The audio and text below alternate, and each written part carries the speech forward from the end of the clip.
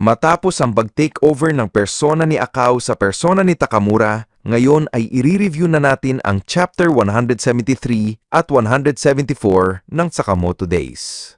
Sa wakas, masasaksihan na natin ang tunay na nangyari kina Uzuki at Akao noon matapos ang insidente ng pag-rescue ni Kindaka kay Uzuki kung saan nahulog ang vial ng antidote. Dito ay matutunghayan natin ang never-before-seen na istorya ng pagsasama nina Akao at Uzuki na kalaunan ay nauwi sa isang trahedya. Kaya naman, this is Mr. AI Anime at wag na nating patagalin pa. Let's go! Nagsimula ang eksena sa flashback sa mismong oras na bumagsak si Kindaka. Habang tumatakbo si Uzuki, nahabol pala siya ni Akao matapos itong nagpaalam kina Sakamoto noon. Ayon kay Sakamoto, iyon na nga ang huling sandali na nakita niya si Akao na buhay pa. Makikita rito na naabutan at napin ni Akao si Uzuki. Sinabi ni Akao na patay na daw si Kindaka dahil sa pag-drop ni Uzuki ng antidote. Tinanong niya si Uzuki kung sinadya ba niya iyon. Sagot naman ni Uzuki, oo. Nagulat si Akao at nagtanong kung bakit. Pasigaw na sagot ni Uzuki, wala raw siyang choice, kailangan niya itong gawin. Sabay inatake niya si Akao, ngulit na iwasan lamang ito. Sinabi ni Akao, sa tingin mo ba matatalo mo ako? Isa kang malungkot na talunan. Humiga si Uzuki at nagsabing, hindi mo ba ako papatayin? Sagot naman ni Akao, kaya nga niya sinundan si Uzuki dahil pakiramdam niya may mas malalim na kwento sa likod ng lahat. Kaya tinanong niya, ano ba daw ang ibig sabihin ni Uzuki tungkol sa sinabi nitong wala siyang choice? Dito binunyag ni Uzuki ang totoo. Ayon sa kanya, hostage ang pamilya niya. Kung hindi raw niya pinatay si Kindaka, si Jaco naman ang siguradong mamamatay. Isang 13-year-old na bata na para kay Uzuki ay parang nakababatang kapatid. Naggulat si Akao at nagtanong, 13 years old? Bata pa lang. Sino bang gagawa ng ganitong bagay? Sagot ni Uzuki, lumaki raw siya sa isang facility na nagpapalaki ng mga orphans para maging assassin. Sila raw ay mga weapons ng JEA, hindi pinayayagang mamuhay ng normal at pinipilit na magsagawa ng mga madudugong misyon. Ang nagpapatakbo ng orphanage ay walang iba, kundi si Asaki, isang revelasyon na labis na ikinagulat ni Akao. Maya-maya, dumating ang ilang JEA members at tinutukan sila ng baril. Uzuki ho, you're under arrest dahil sa suspisyon ng pagpatay kay Kindaka. Tanong ni Akao, ano? Pati rin ba ako? Sagot ni Uzuki, wala siyang kinalaman dito si Akao. Ngunit ayon sa JEA agent, kung inosente raw si Akao ay kailangan niyang sumama. Kung magre-resist man siya kahit kaunti, siguradong mamamatay siya. Napilitan si Uzuki at sinabing, okay lang. Napihinang sabi ni Akao, kapag nagpasakop ka sa JEA, papatayin ka nila. Sagot ni Uzuki, ayos lang, kasi all this time parang hindi naman talaga ako buhay. Habang tumatakbo si Uzuki, pinapalapit siya ng agent nang sabihan siya rin na aresto na ito. Mabilis na inatake ni Akao ang agent, kinuha ang baril at pinagbaril ang mga agents na ikinagulat ni Uzuki. Habang tumatakbo sila, tanong ni Uzuki, ano yun? Bakit mo ko niligtas? Ngayon tayong dalawa na ang huhulihin ng JEA. Dagdag pa niya, hindi pa huli ang lahat. Bumalik ka lang sa JCC. Bakit mo pa ako nakikialam sa akin? Sagot ni Akao, wala raw siyang rason pero may pamilya rin siya na gusto niyang protektahan. Kaya nauunawaan niya ang nararamdaman ni Uzuki. Bukod pa rito, sa tingin niya hindi naman talaga masamang tao si Uzuki. Mangilak-niyak si Uzuki sa narinig. Matapos nilang makatakas, tinanong ni Akao, ano na ngayon? Sagot ni Uzuki, kailangan daw bumalik sa Alcamar Orphanage. Paliwanag ni Akao, kung babalik si Uzuki, mauulit lang ang parehong bagay. Sabi ni Uzuki, pero kung hindi ako babalik, lahat sila mamamatay. Tugon ni Akao, sige, mag-iisip tayo ng paraan para mailigtas natin ang pamilya natin. Bayaran mo na lang ako ng isang karton ng sigarilyo. Nagalit si Uzuki at sumagot, ayoko na madamay ka rito. Hindi mo ba alam kung gaano kasama si Asaki? Nasabi naman ni Akao na, huwag kang mag-alala sa akin, lampa. Matagal na akong nadamay rito. Kaya humingi naman ng paumanhin si Uzuki. Habang nasa sasakyan sila, sabi naman ni Akao na, anyway, pag-iisipan lang natin ang mga paraan habang namamasyal tayo. Meron ka bang isang special place o lugar na gustong puntahan? Sagot naman ni Uzuki, bakit ba napaka-relax mo, pwede tayong hulihing anytime dito? Sabi naman ni Akao, napaka-boring mo naman, hindi mo ba alam kung paano magkaroon ng saya? Sabi naman ni Uzuki, hindi pa raw siya nakakapunta sa ibang lugar, maliban na lang sa Alcamar Orphanage, kasi palagi lang daw siyang nandoroon. Maya-maya, nagulat si Uzuki nang bumaba si Akao sa convenience store. Tinanong pa niya, saan ka pupunta? Hindi tayo pwedeng magpakita sa mga tao. Sagot naman ni Akao, bibili lang ako ng yosi.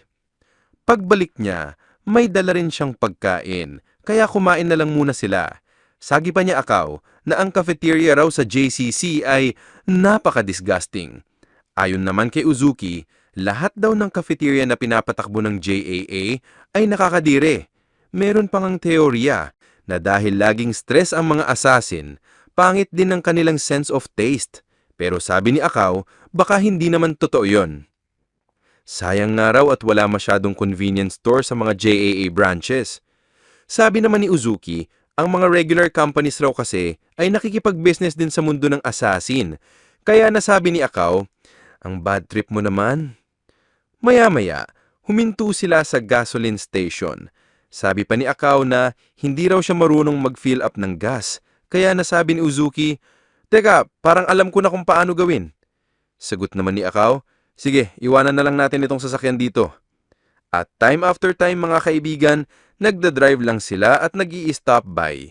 Minsan, kailangan pa nilang magbenta kasi wala na silang cash. May pagkakataon din na hinabol sila ng ilang mga assassin at pinagbabaril kaya tumatakbo lang sila noon ng walang partikular na destinasyon. Subalit ang buhay na iyon ay hindi talaga nagtagal. Isang araw, makikita ang isang lalaki na tumatakbo, subalit inatake siya ni Rion at pinatay sa isang eskinita. Matapos niyon, binayaran naman si Akao nitong lalaki at tinanong, paano kung mag-quit ka na lang sa pagiging freelancer at magtrabaho ka na full-time sa amin? Sagot ni Akao, hindi ako interesado sa 9 to 5 na trabaho. Sabay alis, kaya nainis ang lalaki. Tinanong pa ng isa, sino yun? Sagot naman ng lalaki, isang normal na assassin na pumupunta rito para maghanap ng sideline job. Assassin daw na may nakaraang na hinaabol ng JAA.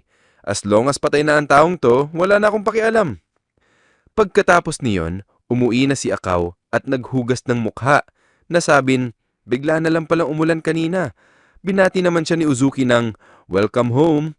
Hindi raw niya alam na umulan sa labas. Makikita rito mga kaibigan, ang isang abandoned building na tinitirhan ni Akao at Uzuki. Taon na silang tumatakbo kaya dito sila nagtago. Sabi ni Akao, mukhang maganda ang hapunan natin ngayon. Sagot naman ni Uzuki, nakakita kasi ako ng emergency food sa backyard. Habang nagsasalita si Uzuki, napansin niya ang dugo sa kamay ni Akao, kaya sinabi niya, dugo! May pinatay ka na naman Rion. Nainis si Akao kasi nakalimutan niyang hugasan ng dugo sa kamay niya. Sabi pa ni Uzuki, hindi ba sinabi ko na sa'yo na ang pagpatay ng tao ay nag-iiwan ng trail? Paano kung mahanap tayo ng JAA? Sabi naman ni Akao, kinover ko naman ang mga tracks ko. Pero sagot ni Uzuki, hindi yun ang issue. Kaya sabi ni Akao, kailangan natin ng pera. Tumigil ka na sa pagiging ganyan. Pwede naman nating i-conceal ang ating identities para maghanap ng trabaho. Kailangan natin higit sa mga mani. Nakakalimutan mo siguro kung ano ang kailangan nating gawin, di ba? Kailangan natin ubusin ang mga nakabantay sa Alcamar para iligtas ang mga kasamahan mo. May higit na 20 veteranong assassin na nagtatrabaho doon, di ba? Masyado tayong lugi sa armas at tao, kaya kailangan natin ng pera. Money talks. Dagdag pa niya, kung kasama lang natin yung dalawa na yun para tulungan tayo, na ang tinutukoy niya ay sina Sakamoto. Pero hindi raw sila pwedeng mag-take risk at kontakin ng mga ito. Kaya natahimik lang si Uzuki. Napaisip tuloy si Akao sa sarili niya, oh shoot, napaka-childish ng sinabi ko. Hanggang sa nagsalita ulit si Uzuki. Ayokong mamatay ka at ayokong pumatay ka. Inis ang sagot niya, oo, pero kung ililigtas natin ang iyong mga kasamahan, kailangan nating patayin ng mga kalaban, di ba? Sumagot naman si Uzuki, oo, alam ko yan, pero yan ang totoong nararamdaman ko. Sa isipan ni Uzuki, sinabi niya na sana hindi na lang siya ipinanganak sa mundong ito. Kung ganoon daw, baka nagkaroon sila ng magandang buhay. Dagdag pa niya, Hindi raw tama na kumuha ng buhay ng iba para lamang sa sariling kaligayahan. Matapos niyan, habang natutulog ang lahat, nag-iisip naman si Akao. Para sa kanya, masyading childish ang pananaw ni Kay, pero gusto niya ang inosente nitong pag-iisip. Ang problema lang, ang mundong ito ay hindi mabait para sa lahat, kaya nasa kanya raw nakasalalay kung paano lilikha ng mundo kung saan ang mga mabubuting tao ay mananatiling mabuti. Samantala, sa JAA headquarters, nakatanggap ng intel si Asaki na nalocate na nila si Uzuki. Nagtatago raw ito ngayon sa Tohoku region kasama si Rion Akao, ang babaeng tumakas noon kasama si Kon. Ayon kay Asaki, Rion Akao, siya pala ang babaeng nag-lead kay Kay na mapariwara, ang malanding babaeng yun.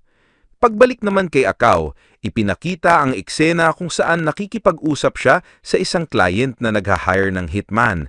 Habang ipinapaliwanag ng lalaki ang susunod na mission, naalala ni Akao ang sinabi noon ni Uzuki. Ayaw raw nitong pumatay ng tao, kaya't sinabi ni Akao na magpapas na lang muna siya.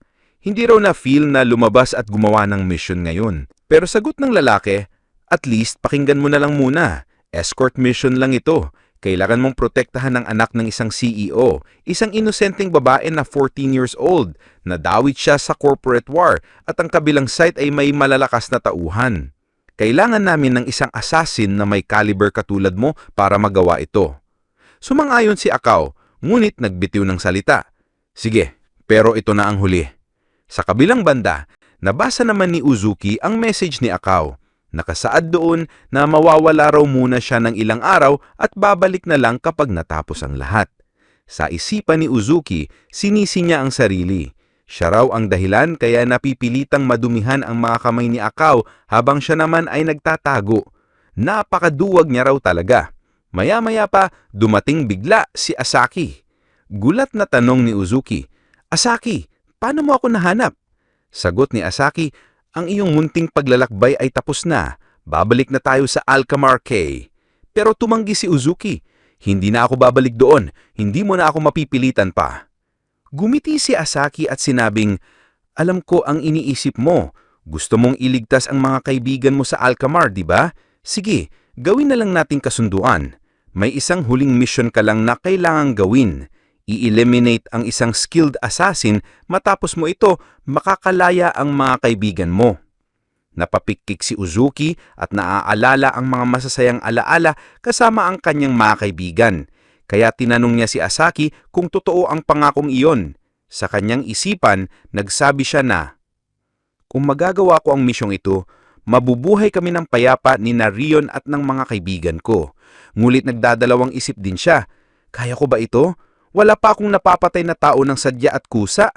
Samantala, sa isang sasakyan, habang ni-escort ni Akao at ng kanyang mga kasama ang batang babae, napaisip si Akao, "Pagkatapos ng misyong ito, hihinto na ako. Ito na ang huling pagpapatay ko." At dito naman kay Uzuki, sa kanyang isipan, nakatatak, ito ang magiging una kong pagpapatay. Magkaibang landas, ngunit parehong nagpasisya sina Akao at Uzuki para sa kanilang kinabukasan. Isang hangarin para sa kapayapaan. Pero mga kaibigan, ano kaya ang mangyayari mula rito? Bakit kaya humantong sa trahedya ang buhay ni Akao? Malalaman natin ang lahat ng yan sa susunod na chapter, isang nakakalungkot at nakakagulat na kabanata. Kaya dito muna natin tatapusin ang video na ito sa last panel. Kung nagustuhan nyo ang video, don't forget to follow and subscribe para sa mas marami pang kwento at review tulad nito. Maraming salamat, this is Mr. AI Anime, and see you guys again on my next video.